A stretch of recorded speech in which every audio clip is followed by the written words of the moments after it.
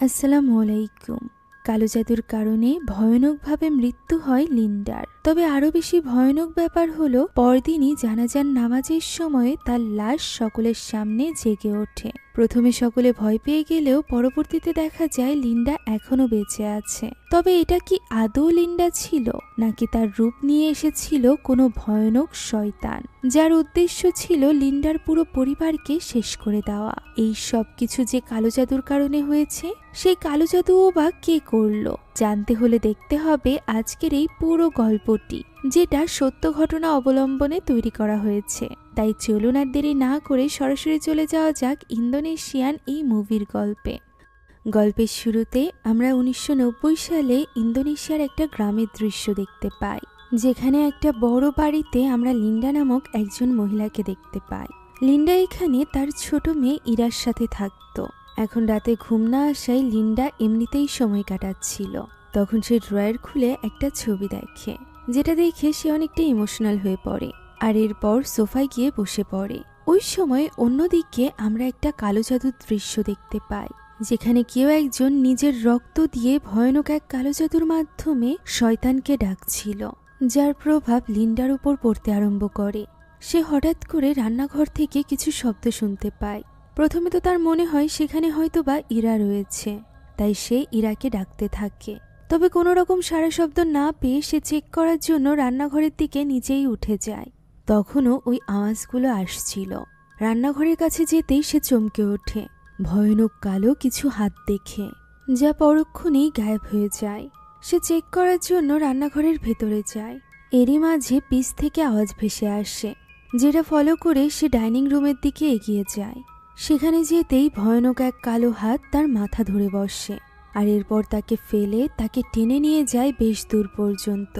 Linda এতে করে ভীষণ ভয় পেয়ে গিয়েছিল। এরই মাঝে সে দেখতে পায় বাড়ির দরজা আপনা আপনি খুলে গিয়েছে।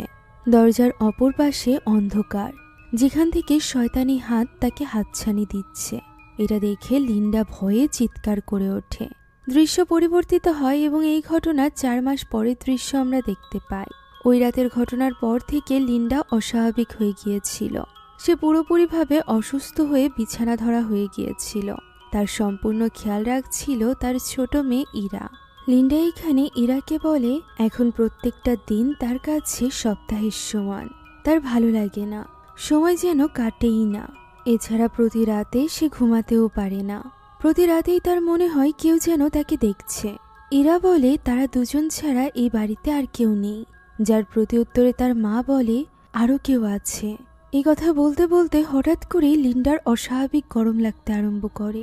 ইরা বলে আজ দিনে তার 3 বার গোসল করা হয়ে গিয়েছে, আর গোসল করা যাবে না। তাই ইরা এখানে ঠান্ডা পানি দিয়ে তার শরীর মুছিয়ে দেয়। এতে করে সে যখন একটু স্বস্তি অনুভব করে, তখন ইরা তার চুল আশ্রয় দিতে যায়।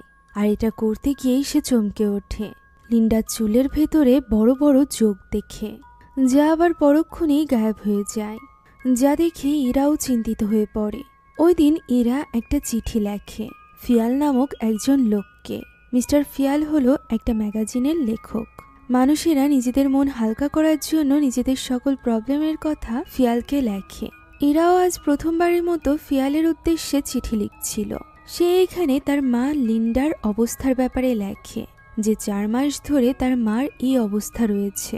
এখনো পর্যন্ত ডক্টর অথবা অন্য কেউ কিছুই বলতে পারেনি তার কি হয়েছে, রোগের চিকিৎসা কি, এইসব ব্যাপারে সে কিছুই জানে না। তবে সে কিছু অদ্ভুত জিনিস লক্ষ্য করেছে তার মায়ের এই অসুস্থতায়, যেগুলো সে বিস্তারিত এই চিঠিতে লেখে।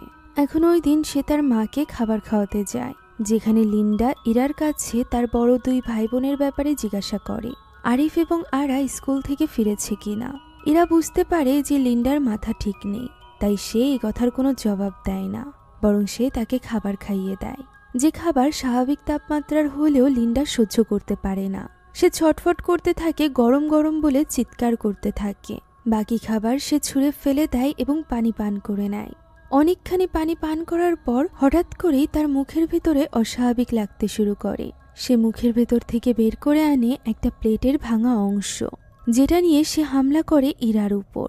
ইরা চেষ্টা করছিল তার মায়ের হাত থেকে বাঁচার। এদিকে লিন্ডা ওই অংশটি তার চোখের ভেতরে ঢুকিয়ে দিতে চলেছিল।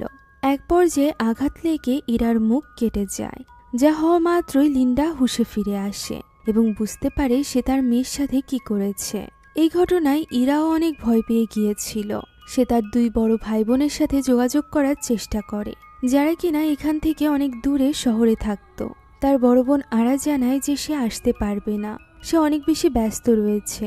যদি টাকার প্রয়োজন হয় তাহলে সে সেটা পাঠিয়ে দিতে পারবে ইরার কাছে। তবে ইরার তো এই মুহূর্তে আপনজনের প্রয়োজন ছিল, তাই সে তার বড় ভাই আরিফকে কল করে।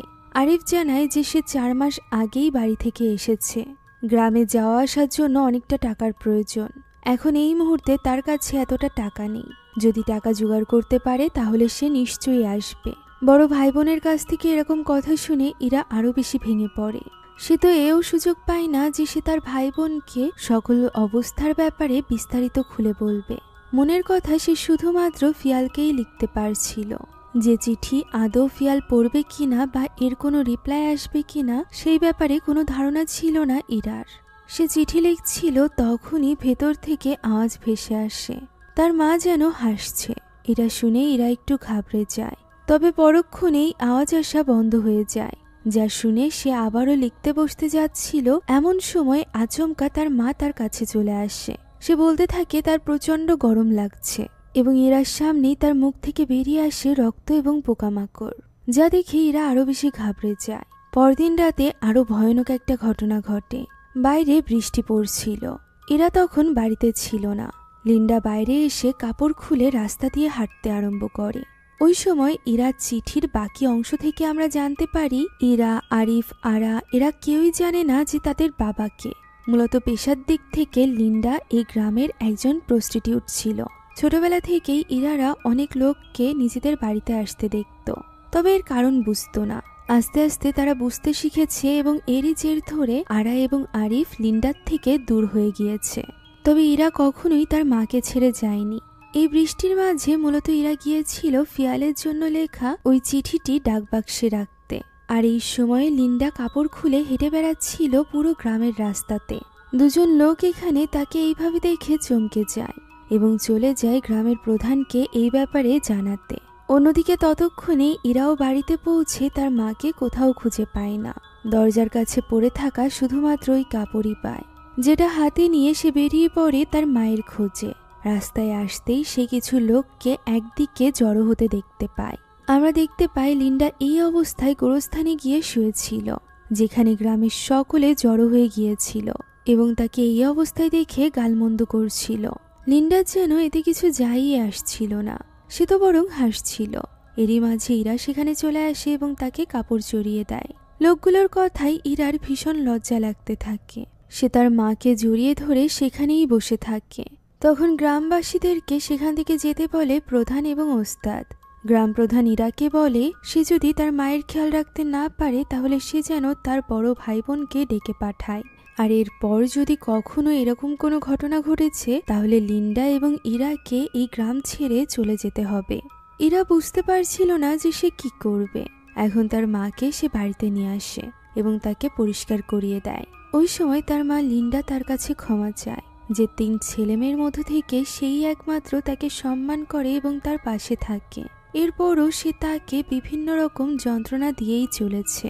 এই কথা শুনে ইরারও এখানে তার মায়ের জন্য ভীষণ খারাপ লাগে।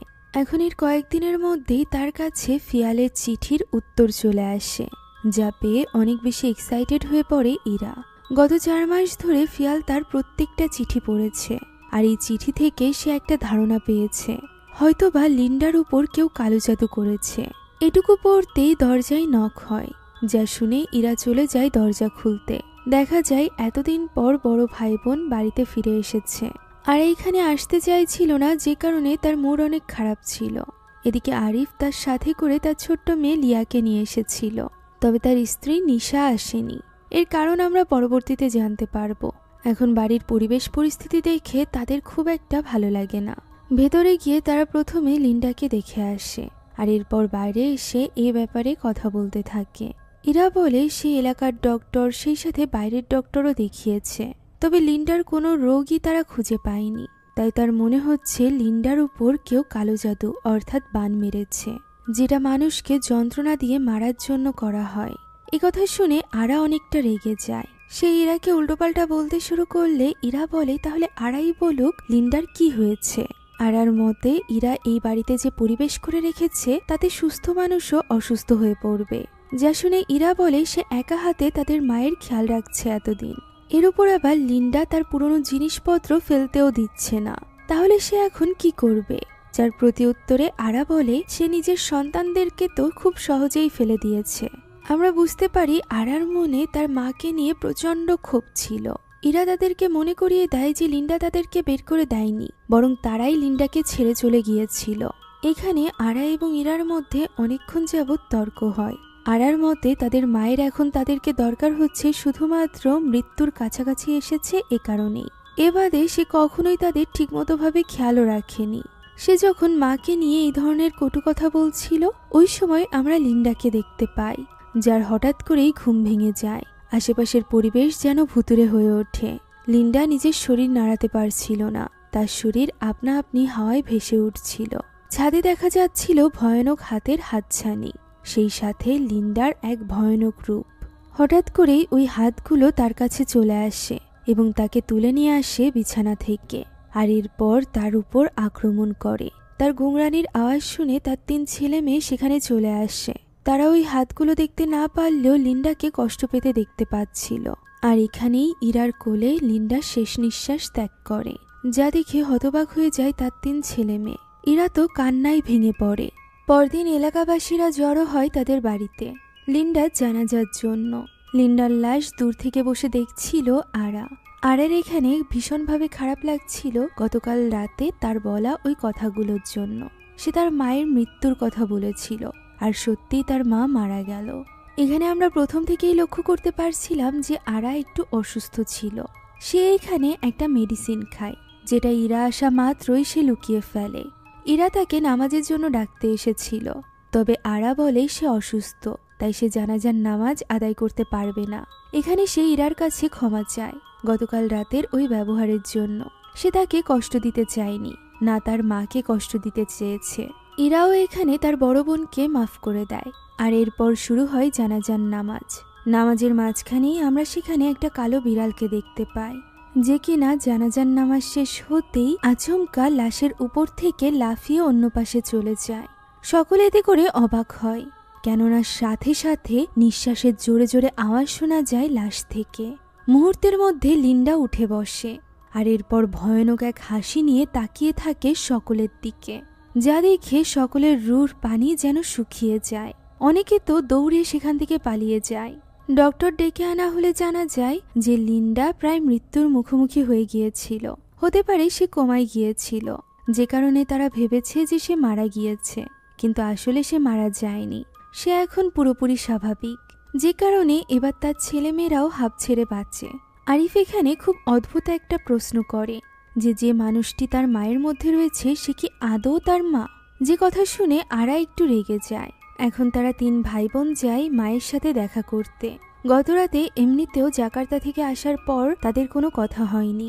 এখানে লিন্ডা তাদের দিকে তাকায় এবং খুব হাসি মুখে তাদেরকে বলে যে এখন থেকে তারা যেন সকলে এক হয়ে থাকে, তাদের মধ্যে আর কোনো ঝামেলা সে চায় না, স্পেশালি যখন তার একজন নাতি হয়ে গিয়েছে। কথা বলে সে লিয়াকে বুকে টেনে নেয়। মায়ের মধ্যকার এই পরিবর্তন দেখে আরিফ এবং আরা দুজনই অবাক হয়।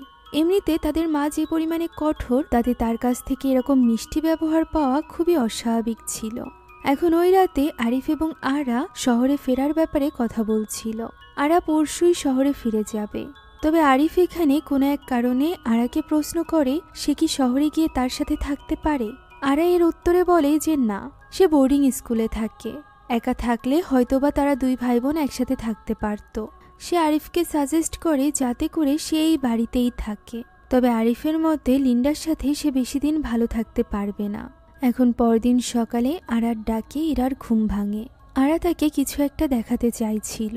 রুম থেকে বাইরে গিয়ে তারা দেখতে পায় খাবার টেবিলে খাবার খুব সুন্দরভাবে সাজানো রয়েছে, সেই সাথে পুরো ঘর পরিপাটি, যার অবস্থা বেহাল ছিল। এরা অবাক হয়ে জিজ্ঞাসা করে এই কাজ কে করেছে। তখনই তাদের সামনে তাদের মা আসে, যে কিনা পুরো ঘর গুছিয়ে তাদের সকলের জন্য খাবার তৈরি করেছিল পরম ভালোবাসার সাথে। যা দেখে তারা সবাই অবাক হয়। মা সুস্থ থাকতেও কোনোদিনও এরকম ব্যবহার করেনি। তারা সকলে একত্রে খাওয়া দাওয়া করে। অনেক খুশি হয়ে ইরা এই ব্যাপারটাও ফিয়ালকে চিঠির মাধ্যমে জানায়। তার মনে হচ্ছিল তার মা এখন পুরোপুরি অন্য একজন মানুষে পরিণত হয়েছে, যা সে কখনো ছিলই না। সে লিয়ার সাথেও খুব ভালো সময় কাটাচ্ছিল, যা দেখে ইরার ভালো লাগে। তবে সে এখানে একটা জিনিস লক্ষ্য করে যে তার মা হঠাৎ করে বাম হাত দিয়ে লেখা শুরু করেছে। এই ব্যাপারে জিজ্ঞাসা করলে তার মা বলে কোমা থেকে ওঠার পরই সে বাম হাত দিয়ে লিখতে শুরু করেছে। এখন ওই রাতে ইরা ফিয়ালকে আবারও চিঠি লিখছিল। সে এবার লিন্ডার জেগে ওঠার ব্যাপারটা বলতে চাইছিল, যে কিভাবে বিড়াল তার লাশের উপর দিয়ে গিয়েছে এবং সে জেগে উঠেছে। এমন সময় সে অনুভব করতে পারে তার পিছ দিয়ে লিন্ডা হেঁটে যাচ্ছে। তবে সেখানে তো কেউই ছিল না। চিঠির উপর হঠাৎই কয়েক ফোঁটা রক্ত এসে পড়ে। দেখা যায় সিলিং পুরো কালো হয়ে গিয়েছে এবং সেখান থেকে পড়তে শুরু করে রক্ত এবং পোকামাকড়, যা দেখে ইরা একেবারেই হতবাক হয়ে যায়। ওই রাত থেকেই পুরো বাড়ি জুড়ে অস্বাভাবিক ঘটনা ঘটতে আরম্ভ করে। ঘুমের মাঝে হঠাৎই আরিফের ঘুম ভেঙে যায় কিছু আওয়াজে। সে বাইরে থেকে টিভি চলার আওয়াজ পাচ্ছিল, যা চেক করার জন্য সে রুম থেকে বেরিয়ে আসে এবং দেখতে পায় তাদের মা বসে টিভি দেখছে। তবে অদ্ভুত ব্যাপার হলো টিভিতে কিছু চলছিল না। এই ব্যাপারে জিজ্ঞাসা করলেও তার মা কোনো উত্তর দেয় না। আরিফ লক্ষ্য করে তার মা এক হাত দিয়ে অন্য হাতের চামড়া তুলে ফেলছে, যা দেখে সে একটু ঘাবড়ে যায়। তখনই ভয়ানক রূপ নিয়ে তার মা তার দিকে ঘুরে তাকায়। দেখে মনে হচ্ছিল এ যেন জীবন্ত লাশ। সে আরিফকে বলে যে সে ওয়াদার জন্য এসেছে। এ কথা বলে এক ভয়ানক হাসি দিয়ে সে আবারও সামনে ঘুরে তাকায়। আরিফ এ কথার মানে বুঝতে পারে না। আর এরপর আস্তে আস্তে তার মা যেন সোফার সাথে মিলিয়ে যায়। সেখানে কোথাও তার মা ছিল না। আরিফ নিজের চোখকে একদমই বিশ্বাস করতে পারছিল না। সে চেক করার জন্য সামনের দিকে এগিয়ে যায়। তখনই সে লক্ষ্য করে সোফায় নয়, বরং টিভির ভেতরে তার মাকে দেখা যাচ্ছে। টিভির নিচে থাকা ড্রয়ারটি আপনা আপনি খুলে যায়। তখনই তার মায়ের এক ভয়ানক রূপ তার দিকে এগিয়ে আসে। আর এই ভয়ানক স্বপ্ন দেখে ঘুম ভেঙে যায় আরিফের। অর্থাৎ সে এতক্ষণ যাবৎ শুধুমাত্র স্বপ্নই দেখছিল। এটা বুঝতে পেরে সে যেন হাঁপ ছেড়ে বাঁচে। পরদিন আমরা আরাকে ওয়াশরুমে দেখতে পাই, যেখানকার দৃশ্য থেকে আমরা বুঝতে পারি যে আরা আসলে প্রেগনেন্ট ছিল আর নিজেই ঔষধ খেয়ে নিজের অ্যাবর্শন করাচ্ছিল। তার এতে করে অনেক কষ্টও হচ্ছিল। শারীরিক কষ্টের পাশাপাশি সে মানসিকভাবেও অনেক কষ্ট পাচ্ছিল, যা আমরা তাকে কাঁদতে দেখে বুঝতে পারি। আরা বেরিয়ে আসার পর ইরা তাকে দেখা মাত্রই বুঝতে পারে যে তার শরীর খারাপ করেছে। এই ব্যাপারে সে তাকে জিজ্ঞাসা করে, তবে আরা কোনো কিছুই শেয়ার করে না। ইরা বলে অন্ততপক্ষে সে যেন সুস্থ হওয়ার পরই জাকার্তায় ফিরে যায়, যাতে করে সমস্যা হলে ইরা তার দেখাশোনা করতে পারে। আরাও ব্যাপারটা মেনে নেয়। এখন ইরা যায় বেডশিট পরিষ্কার করতে, যেটাতে আরার রক্ত লাগানো ছিল। তবে এই রক্ত কিছুতেই পরিষ্কার হচ্ছিল না, যে কারণে সে সেটা ভিজিয়ে রেখে দেয়। তখনই ওই বালতির ভেতরে ভেসে ওঠে এক ভ্রূণ, যা দেখে ইরা চমকে ওঠে। তবে আবারও চেক করতে পরক্ষণেই সেটা গায়েব হয়ে যায়। ইরা এতে করে কিছুটা ঘাবড়ে গিয়েছিল। এদিকে আমরা লিন্ডাকে দেখতে পাই, যে কিনা লিয়াকে একটা পুতুল গিফট করে। লিয়া এতে করে খুশি হয়ে যায় এবং তাকে ধন্যবাদ জানায়। এমন সময় তার বাবা সেখানে আসে। আরিফ যখন জানতে পারে লিন্ডা লিয়াকে এই পুতুলটি দিয়েছে, তখন সে কোনো এক কারণে খুশি হতে পারে না। সে তার মাকে বলে সে লিয়াকে পুতুল কিনে দিতে পারে, তাই তার এই ব্যাপারে টাকা খরচ করার প্রয়োজন নেই। লিন্ডা এই কথার কোনো উত্তর দেয় না। আরিফ সেখান থেকে চলে গেলে আরা সেখানে আসে, যার দিকে খুবই অদ্ভুতভাবে তাকিয়ে থাকে লিন্ডা, যেন সে তাকে দেখা মাত্রই সবকিছু বুঝতে পারছিল। এখন আমরা লিয়াকে দেখতে পাই, যে কিনা ওই পুতুলটির সাথে খেলছিল। খেলার মাঝেই তার হাত থেকে কলমটি পড়ে যায়, যেটা তুলতে যাওয়া মাত্রই আমরা দেখতে পাই পুতুলটি আপনা আপনি নিজের ঘাড় ঘুরাচ্ছে।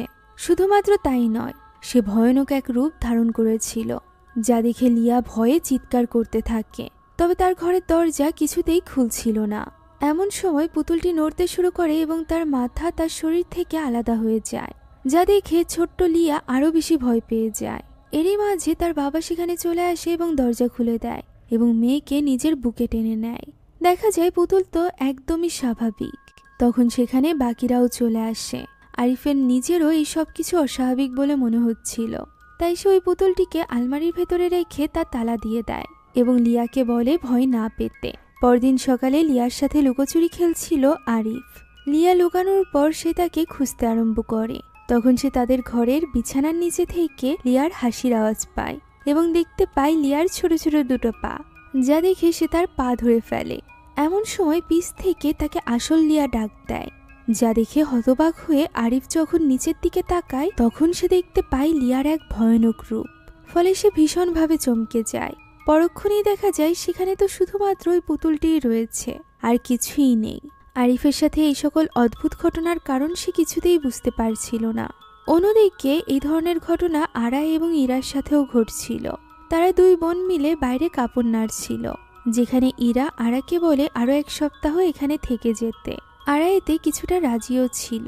ওই সময় সে লক্ষ্য করে ইরা তার বিছানার চাদর ধুয়ে দিয়েছে, যেটা দেখে তার মধ্যে বেশ ইতস্তত কাজ করে এবং সে ঘরে চলে যায়, যেখানে গিয়ে তার শুধুমাত্র মনে পড়তে থাকে ওই অ্যাবর্শনের কথা।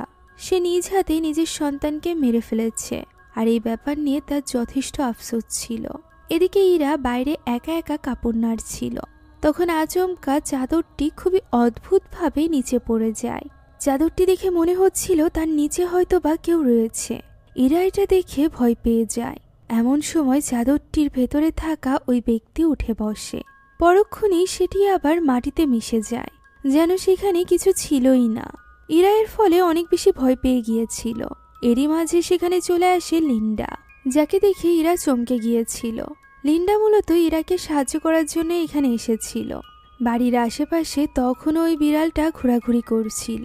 এখন ওই রাতে কিছু আওয়াজ শুনে আরার ঘুম ভেঙে যায়। সে চেক করার জন্য রুমের বাইরে আসে, যেখানে আসার পর সে দেখতে পায় তার মা নিজেই নিজের মাথায় আঘাত করছে। অবাক হয়ে সে তার মায়ের সামনে যায়, আর তখনই তার মায়ের ভয়ানক রূপ দেখতে পায়, যে কিনা অস্বাভাবিক আচরণ করছিল। ছটফট করতে করতে সে এখানে নিজের মুখের ভেতর থেকে ওই ভ্রূণকে বেরিয়ে নিয়ে আসে, যাকে এর আগে ইরা ওয়াশরুমে দেখেছিল। এই দৃশ্য দেখে আরা অনেক বেশি ভয় পেয়ে গিয়েছিল। ভয়ে চমকে উঠে তার ঘুম ভেঙে যায়। অর্থাৎ এই পুরোটা তার স্বপ্ন ছিল।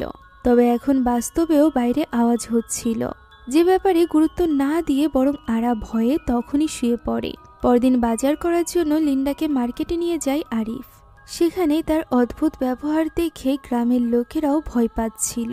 এখন লিন্ডা কাঁচা বাজারে ঢুকলে আরিফ পাশ থেকে একটা সিগারেট কিনতে যায়, আর এটা করতে গিয়ে সে লিন্ডাকে হারিয়ে ফেলে। আশেপাশে কোথাও লিন্ডাকে সে খুঁজে পাচ্ছিল না। এরপর সে লিন্ডাকে একদিকে যেতে দেখে তার পিছু করে, যেখানে আসার পর সে দেখতে পায় এখানে সব দোকান বন্ধ ছিল। অন্ধকারে এই জায়গায় বেশ দূরে লিন্ডা একা একা দাঁড়িয়েছিল। আরিফ এখানে তার মাকে ডাক দেয়। তখন লিন্ডা ভয়ানকভাবে তার দিকে ঘুরে তাকায়। তাকে দেখতে বেশ ভয়ঙ্কর লাগছিল। সে এখানে হাওয়ায় ভাসছিল এবং হাওয়ায় ভাসতে ভাসতেই সে ভয়ানক এক হাসি নিয়ে এগিয়ে আসছিল আরিফের দিকে। আরিফ এতে করে ভীষণভাবে ভয় পেয়ে গিয়েছিল। এর উপর আবার আশেপাশের লাইটগুলো ফ্লিকার করতে থাকে। আরিফ কি করবে তা বুঝে উঠতে পারছিল না। এভাবেই তার মা তার একদমই কাছে চলে আসছিল। হঠাৎ করে সেখানে থাকা সবগুলো আলো নিভে যায়। লিন্ডা যেন গায়েব হয়ে যায়। পর মুহূর্তেই তার গলা শোনা যায়। সে যেন আরিফকে ডাকছিল। হঠাৎ করে আরিফ সামনের দিকে তাকাতেই লিন্ডার মুখ দেখা যায়, যেটা ভয়ানকভাবে চিৎকার করে ওঠে। এই দৃশ্য দেখে আরিফ অনেক বেশি ভয় পেয়ে গিয়েছিল। এরই মাঝে তার হুঁশ ফিরে আসে। সে দেখতে পায় সে তো বাজারের মধ্যে দাঁড়ানো, আশেপাশে অনেক লোক। এছাড়া লিন্ডা দিব্যি স্বাভাবিক আছে, তার বাজার করাও শেষ হয়ে গিয়েছে। তাহলে কি এতক্ষণ যাবৎ সে যা কিছু দেখেছে সবকিছু নিছক কল্পনা? সে বুঝে উঠতে পারছিল না। এখন লিন্ডার সাথে সে বাড়িতে ফিরে আসে এবং রাতের বেলা খাবার টেবিলে বসে সে কনফিউজড হয়ে যায়। সে চাইছিল না লিন্ডার হাতের রান্না লিয়া খাক, আর এই জন্য সে লিয়াকে খাবার খেতে না দিয়ে তাকে রুমে নিয়ে যায়। মূলত গত কয়েকদিনের ঘটনায় সে অনেক ভয় পেয়ে গিয়েছিল, এ কারণেই এমনটি করছিল সে। এদিকে সে উঠে যাওয়ার পর লিন্ডা এবার আরার সাথে কথা বলতে আরম্ভ করে। তার মতে তার আরেকটা নাতি হতে পারত, তবে আরা সেটা হতে দিল না। আরা অবাক হয়ে যায় যে তার মা এই ব্যাপারে কিভাবে জানলো। তার মা আরো বলে আরা কখনোই তার মায়ের মতো হতে চায়নি, অথচ সে ঠিকই তার মায়ের মতো হয়েছে। এমনকি সে তার মায়ের থেকেও খারাপ। তা না হলে সে নিজের সন্তান নিজেই কিভাবে মেরে ফেলল। যা শুনে আরা এবার রেগে যায়। সে বলে যে সে লিন্ডার মতো না, আর লিন্ডার মতো না এটা বোঝানোর জন্যই সে এখানে এসেছে লিন্ডাকে চোখে আঙুল দিয়ে দেখাতে। সে লিন্ডার মতো কখনোই অনিশ্চয়তা নিয়ে কোনো সন্তানকে এই পৃথিবীতে আনবে না, না তাকে মারপিট করে নির্যাতন করে বড় করবে, যেভাবে লিন্ডা ছোটবেলা থেকে তাদের সাথে করেছে। ইরা তাকে বোঝাতে আসলে সে ইরাকে প্রশ্ন করে সে কি জানে তার বাবাকে। তারা কেউই জানে না তাদের বাবাকে। ছোটবেলায় মাকে অন্য কারোর সাথে দেখার মতো কষ্ট একমাত্র তাদের মতো সন্তানরাই জানে, আর সে চায় না তার সন্তানও এই কষ্টের মধ্য দিয়ে যাক। তাই সে ওই বাচ্চাকে অ্যাভয়েড করে কোনো রকম ভুল করেনি। এখানে ইরা তাকে বোঝানোর চেষ্টা করে যে লিন্ডা যেমনই মা হোক না কেন সে তাদের খেয়াল রেখেছে। এখন তাদের মাথার উপর ছাদ আছে, তাদের খাবার জন্য খাবার আছে, এই সব কিছু লিন্ডার জন্যই হয়েছে।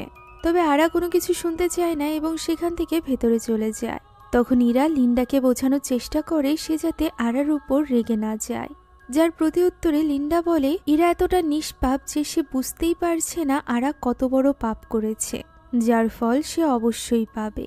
এখন ইরা চলে যায় আরাকে বোঝাতে। তবে আরা তো একা থাকতে চাইছিল, সে তার বোনের সাথেও কোনো রকম কথা বলতে চাইছিল না, যে কারণে হতাশ হয়ে ইরা বাইরে চলে আসে। সে খাবার দাবার উঠিয়ে রাখছিল। এমন সময় ওই ঘরে থাকা টিভিটি আপনা আপনি চালু হয়ে যায়। অবাক হয়ে ইরা তার কাছে যায়। টিভিটি বন্ধ করতে আবারও সেটা চালু হয়ে যায়, যা দেখে ইরা এবার ভেতরে দেখার চেষ্টা করলে দেখতে পায় স্ক্রিনে তার মাকে দেখা যাচ্ছে। আচমকাই টিভিটি এবার আপনা আপনিই বন্ধ হয়ে যায়। তখনই উপরে ঝুমুরে আওয়াজ হয়ে ওঠে। হঠাৎ করে ইরার কাঁধে কেউ যেন হাত রাখে, যা পরক্ষণেই গায়েব হয়ে যায়। ইরা এতে করে ভয় পেয়ে গিয়েছিল। অন্যদিকে আরা তার ঘরে ঘুমিয়েছিল। হঠাৎ করে গুনগুনিয়ে গানের শব্দে তার ঘুম ভেঙে যায়। সে দেখতে পায় ঘরে কেউই নেই, তাই সে ঘুমানোর আবারও চেষ্টা করে। তখন দেখা যায় ঘরে থাকা রকিং চেয়ারে তার মা একটা ছোট্ট বাচ্চাকে কোলে নিয়ে বসে আছে। এই ভয়ানক দৃশ্য দেখে আরার ঘুম ভেঙে যায়। তখনও আশেপাশে সবকিছুই স্বাভাবিক ছিল। আরা আবারও ঘুমানোর চেষ্টা করবে, এমন সময় তার সামনে তার মায়ের ভয়ানক রূপ চলে আসে, যার ফলে সে প্রচণ্ড চমকে ওঠে। তার কাপড়ে রক্ত লেগে গিয়েছিল। এই অস্বাভাবিক ঘটনার পর সে দ্রুত বাইরে এসে ইরার সাথে কথা বলে, ওই কালো জাদুর ব্যাপারে, যে ব্যাপারে ইরা তাকে প্রথম রাতে বলেছিল।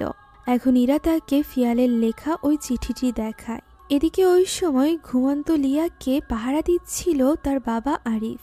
এই কয়েকদিন ধরে যা কিছু ঘটছে তাতে সে নিশ্চিন্তে ঘুমাতে পারছিল না। এরই মাঝে জানালাটি আপনা আপনি খুলে যায়, যেটা বন্ধ করে পিছে ঘুরতেই সে হতবাক হয়ে যায়। লিয়া বিছানায় নেই, যা দেখে এবার সে ভীষণভাবে বিচলিত হয়ে পড়ে। লিয়ার কণ্ঠ শোনা যায়, যেখানে লিয়া তাকে বারবার লুকোচুরি খেলার জন্য বলছিল।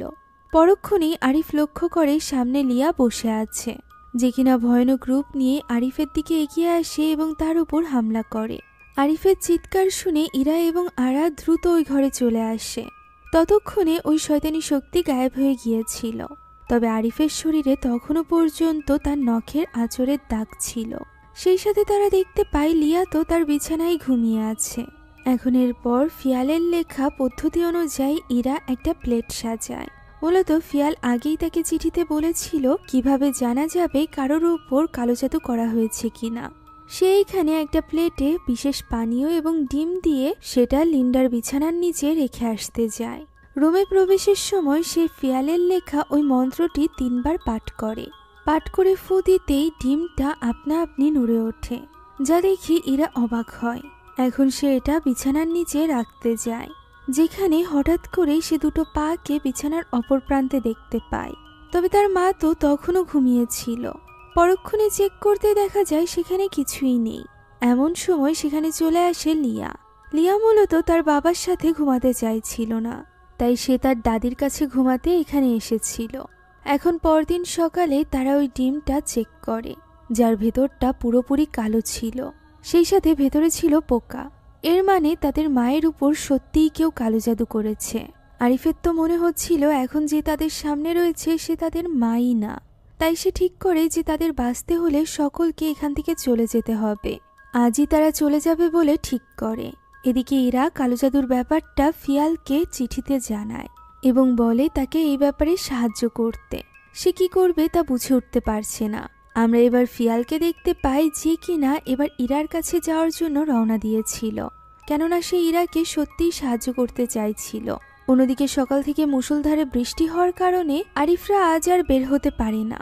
তাই সে ঠিক করে আরও একটা রাত সে এই বাড়িতে কাটাবে, যে ব্যাপারটা নিয়ে আরা অনেকটা ঘাবড়ে গিয়েছিল। এদিকে ইরা এখান থেকে যাওয়ার ব্যাপারে এখনো পর্যন্ত নিশ্চিত ছিল না সে লিন্ডাকে একা কিভাবে রাখবে। তবে আরিফের মতে তারা অল্প সময়ের জন্য এখান থেকে যাবে, যাতে করে লিন্ডার রূপে থাকা ওই শয়তান তাদের পিছু ছাড়ে। এখন ওই রাতটা তারা 3 ভাই বোন এক ঘরেই কাটায়। তারা একসাথে ঘুমিয়েছিল, এরই মাঝে আরার ঘুম ভেঙে যায়।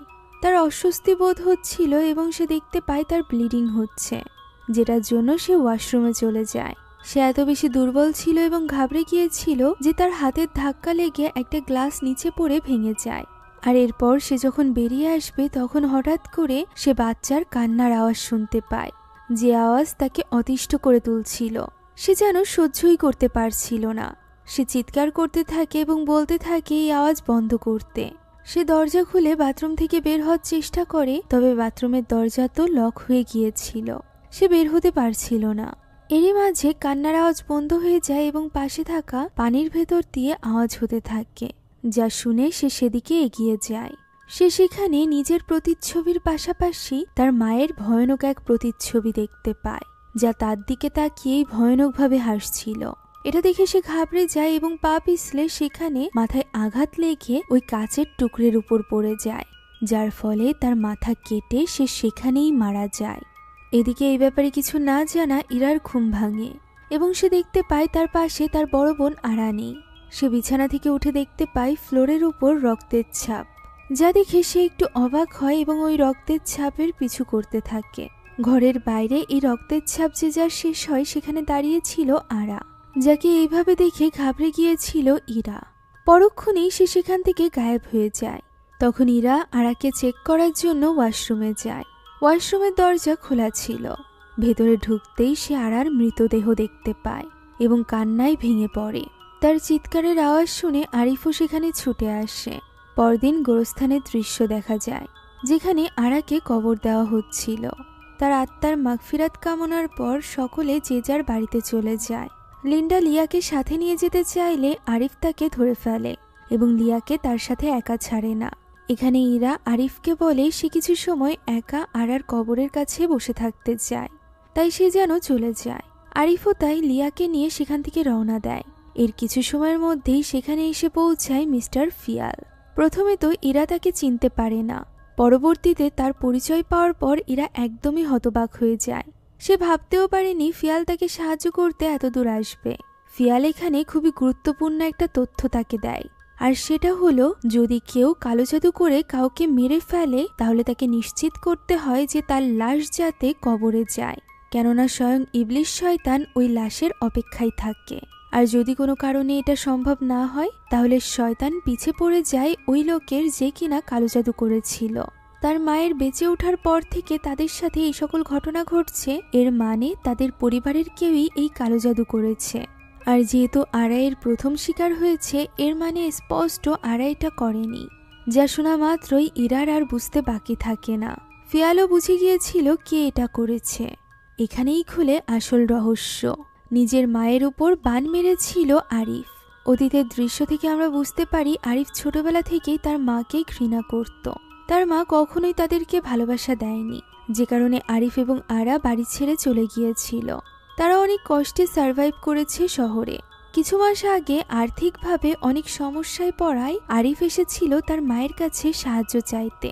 তার কাছে তখন বাড়ি ভাড়া দেওয়ার মতো টাকাও ছিল না। তবে তার মায়ের কাছে টাকা থাকার পরও সেদিন সে সাহায্য করেনি, বরং সে তাকে উল্টোপাল্টা বলছিল। যার প্রতি উত্তরে আরিফ বলে যে একটু টাকা দিয়ে সাহায্য করলে তার কী বা ক্ষতি হবে, তার জন্য টাকা ইনকাম করা তো খুবই ইজি, শুধুমাত্র এক রাতের ব্যাপার। যা শুনে লিন্ডা তাকে একটা থাপ্পড় মারে এবং বলে এটা যদি এত ইজি হয়ে থাকে তাহলে সে নিজের স্ত্রীকে দিয়ে এই ব্যবসা কেন করাচ্ছে না। এই কথা আরিফের মনে লাগে। সে লিন্ডাকে প্রচণ্ড মাপের ঘৃণা করতে আরম্ভ করে। এখন বাড়িতে ফেরার পর তার স্ত্রী তার কাছে জিজ্ঞাসা করে যে টাকার কোনো ব্যবস্থা হলো কিনা। উত্তরে সে না বলে। ওই রাতেই তার স্ত্রী নিসা তাকে ছেড়ে অন্য কারোর সাথে পালিয়ে যায়, যার ফলে আরিফ এবার পুরোপুরিভাবে নিঃস্ব হয়ে যায় নিজের ছোট্ট মেয়ের সাথে। আর এই সকল পরিস্থিতির জন্য সে নিজের মাকেই দায়ী করছিল, যে কারণে সে কালো জাদুর শরণাপন্ন হয়। সে তার মায়ের উপর বান মারে অর্থাৎ এমন কালো জাদু করে যাতে করে সে ছটফট করে মারা যায়। কালো জাদুকারী আরিফকে একটা কাপড়ের টুকরো দেয়, যেটা তাকে লিন্ডার বাড়িতে কোথাও একটা পুঁতে দিতে হবে। যদি সে কখনো ভাবে যে এই কালো জাদু সে উঠিয়ে নিতে চায়, তাহলে এই কাপড়টি বের করে পুড়িয়ে দিলেই হবে। তবে এটা করতে হবে ওই অভিশপ্ত ব্যক্তির মৃত্যুর আগে। এখন দৃশ্য বর্তমানে আসলে আমরা আরিফকে দেখতে পাই, যে কিনা এবার ঠিক করেছিল যে সে এই কালো জাদু উঠিয়ে নিবে, যে কারণে সে বাড়িতে ফিরেই ওই জায়গাটা খুঁড়তে আরম্ভ করে যেখানে ওই কাপড়টি সে পুঁতে দিয়েছিল। ছোট্ট লিয়া এর কারণ জিজ্ঞাসা করলে সে লিয়াকে ভেতরে যেতে বলে। এরই মাঝে সেখানে ইরা চলে আসে ফিয়ালের সাথে। ইরা এখানে অনেক বেশি রেগে গিয়েছিল আরিফের উপর। সে তাদের মাকে মারার জন্য কালো জাদু করেছে, এই ব্যাপারটা নিয়ে সে তাকে কনফ্রন্ট করতে থাকে। তবে ওই মুহূর্তে আরিফ তো কোনো কিছুর উত্তর দেওয়ার জন্য প্রস্তুত ছিল না। ফিয়াল যখন তাকে বলে যে তাদের দ্রুত এই বাড়ি থেকে বের হতে হবে, তখন সে চিৎকার করে বলে তার আগে তাকে ওই কাপড়ের টুকরোটা পুড়িয়ে দিতে হবে, তা না হলে এই অভিশাপের জন্য কে কে মরবে তার কোনো ঠিক নেই। সে আসলে আরাকে হারিয়ে অনেক বেশি ভেঙে পড়েছিল, আর কাউকে হারাতে চাইছিল না। এরই মাঝে সে লক্ষ্য করে লিয়া সেখানে নেই, তাই সে দৌড়ে চলে যায় তাকে খোঁজার জন্য। তবে লিন্ডার ভেতরে থাকা ওই শয়তানের ইশারাতে ঘরের দরজা বন্ধ হয়ে যায়, যে কারণে তারা বাড়ির ভেতরে প্রবেশ করতে পারে না। ওই সময় আরিফ অনেক ছটফট করছিল। এরা কোনো মতে তার হুঁশ ফিরিয়ে তাকে বলে দ্রুত গিয়ে ওই কাপড়টি বের করে জ্বালিয়ে দিতে, একমাত্র সেই পারবে এই কালো জাদু উঠিয়ে নিতে। এরা ততক্ষণে ভেতরে গিয়ে লিয়াকে বের করে আনার চেষ্টা করবে। আরিফ তাকে তার মেয়ের খেয়াল রাখতে বলে সেখান থেকে চলে যায় মাটি খুঁড়তে। এদিকে তারা দরজা খুলতে না পারলে এরা এবার জানালা দিয়ে ভেতরে প্রবেশ করে। তবে ভেতরে যাওয়া মাত্রই জানালাটি আপনা আপনি লক হয়ে যায়, ফলে এরা এবার একা ভেতরে আটকে পড়েছিল। ফিয়ালও তাকে সাহায্য করতে যেতে পারছিল না। ভেতরে যাওয়ার পর ইরা দেখতে পায় টিভিটি চলছে, যেখানে সে আবারও নিজের মাকে দেখতে পায়। এমন সময় পিছের দেওয়ালে অসংখ্য কালো হাত দেখা যায়, যে শয়তানি হাতগুলো চেপে ধরে ইরার গলা। ইরা কোনো মতে ওই হাতের হাত থেকে নিজেকে মুক্ত করে। এমন সময় সে কান্নার আওয়াজ শুনতে পায়। লিয়া তাকে সাহায্যের জন্য ডাকছিল। ইরা সামনেই দাঁড়িয়েছিল। সে দৌড়ে ইরার কাছে যায় এবং তাকে নিয়ে বের হতে যাবে। ঠিক তখনই ইরা তাকে পিছের দিকে ইশারা করে। যেদিকে তাকাতে সে সেখানে কিছুই দেখতে পায় না, শুধু ফিসফিসানির আওয়াজ শোনা যায়। পরক্ষণেই দেখা যায় লিয়া তার পাশে নেই, বরং সেখানে তো একটা পচা গলা হাত রয়েছে, যার উপর থেকে কেঁচো ঘুরে বেড়াচ্ছিল। ইরা এবার পুরো ঘরে লিয়াকে খুঁজতে আরম্ভ করে। সে লিয়াকে দেখতে পায়, যে কিনা তার সামনে দিয়েই সরাসরি চলে যায় দরজার কাছে। সেখানে গিয়ে সে পর্দা সরিয়ে দাঁড়িয়ে পড়ে এবং ইরাকে বলে দাদির শয়তান, এবং সে তাকে এটা করতে বলেছে। একথা বলেই সে নিজের মাথা সামনের কাচের সাথে আঘাত করতে থাকে, যা দেখে ইরা তাকে আটকানোর জন্য দৌড়ে যেতে যায়। তবে একটা টেবিল এসে তাকে আটকে নেয়। সেখানেই দেওয়ালের সাথে ঝুলছিল ওই শয়তান। ভয়ানক এই শয়তান ইরার অসহায়ত্ব দেখে হাসছিল। কাচের অংশ অলরেডি ভাঙা হয়ে গিয়েছিল। এবার লিয়া আঘাত করলেই নিজে মারা যাবে, এটা বুঝতে পেরে ইরা ছটফট করতে থাকে। এরই মাঝে ওই শয়তান ভয়ানকভাবে নেমে আসে এবং চলে যায় লিয়ার কাছে। সে নিজের শয়তানি হাত লিয়ার মাথায় রাখে, যা দেখে ইরা আরো বেশি ঘাবড়ে যায়। এখানে দেখতে দেখতে ওই শয়তানের গলা অনেক লম্বা হয়ে যায়। সে এখানে ইরাকে বলে ওয়াদা রাখা খুবই জরুরি। তাকে ওয়াদা করা হয়েছিল তার মায়ের আত্মার ব্যাপারে, যে ওয়াদা রাখা হয়নি, আর এখন একে একে তাদের সকলের আত্মা সে নিয়ে যাবে। শুরু হয়েছিল তার বোন আরাকে দিয়ে, এবার পালা লিয়ার। একথা বলে সে লিয়াকে আঘাত করতে যাবে, এমন সময় সেখানে ফিয়াল চলে আসে। তবে ফিয়ালকে খুব সহজেই ওই শয়তান আটকে দেয় এবং তাকে আঘাত করে নিচে ফেলে দেয়। অন্যদিকে ওই সময় আমরা দেখতে পাই আরিফ অলরেডি ওই কাপড় খুঁজে পেয়েছিল। সে এখন ওই কাপড়টি জ্বালিয়ে দেওয়ার জন্য প্রস্তুতি নিচ্ছিল। সে কোনো মতে এই বৃষ্টির মধ্যে ওই কাপড়টি পুড়িয়ে দেওয়ার চেষ্টা করতে থাকে। অনেক চেষ্টার পর এক পর্যায়ে ওই কাপড়ে আগুন ধরে যায়, যার ফলে এবার ওই শয়তানের শক্তি কমে আসে। সে যেন হাওয়ায় মিলিয়ে যেতে আরম্ভ করে, যা দেখে শয়তান অবাক হয়ে যায়, সেই সাথে ইরাও। মুহূর্তের মধ্যেই শয়তান সেখান থেকে গায়েব হয়ে যায়, ফলে তার জাদুর প্রভাবও কেটে যায়। ইরা টেবিল সরিয়ে দৌড়ে চলে আসে লিয়ার কাছে এবং তাকে জড়িয়ে ধরে। সে এবার লিয়াকে নিয়ে বাইরে চলে আসে এবং আরিফকে জানায় সবকিছু ঠিক হয়ে গিয়েছে। শয়তান তাদের মায়ের শরীর ছেড়ে দিয়েছে। একথা শুনে আরিফ হাঁপ ছেড়ে বাঁচে এবং ভেতর থেকে উঠে আসছিল। এমন সময় অসংখ্য হাত তাকে ঘিরে ধরে এবং তাকে মাটির নিচে টেনে নিয়ে যেতে আরম্ভ করে। আমরা বুঝতে পারি ওই অভিশাপ অনুযায়ী যেহেতু শয়তান ঠিকই নিজের কাজ করেছিল, এর মানে লিন্ডাকে মেরে ফেলেছিল, তাই সে কারোর না কারোর আত্মা ঠিকই নিবে। যেহেতু সে লিন্ডার আত্মা নিতে পারেনি, তাই সে এবার আরিফের আত্মাই নিয়ে যায়, যে তার উপর কালো জাদু করেছিল। ইরা এবং লিয়া শুধুমাত্র ছটফট করা ছাড়া আর কিছুই করতে পারে না। আরিফ তাদের সামনেই মাটির ভেতরে তলিয়ে যায়। এখন দৃশ্য পরিবর্তিত হয় এবং পরদিন সকালের দৃশ্য আমরা দেখতে পাই। এই মুহূর্তে ইরার এই পৃথিবীতে লিয়া বাদে আর কেউই ছিল না। এক কালো জাদুর কারণে সে পরিবারের তিনজন সদস্যকে হারিয়েছিল, যারা কিনা তাদের দুজনেরই গার্জিয়ান ছিল। ফলে ইরা একদমই ভেঙে পড়ে।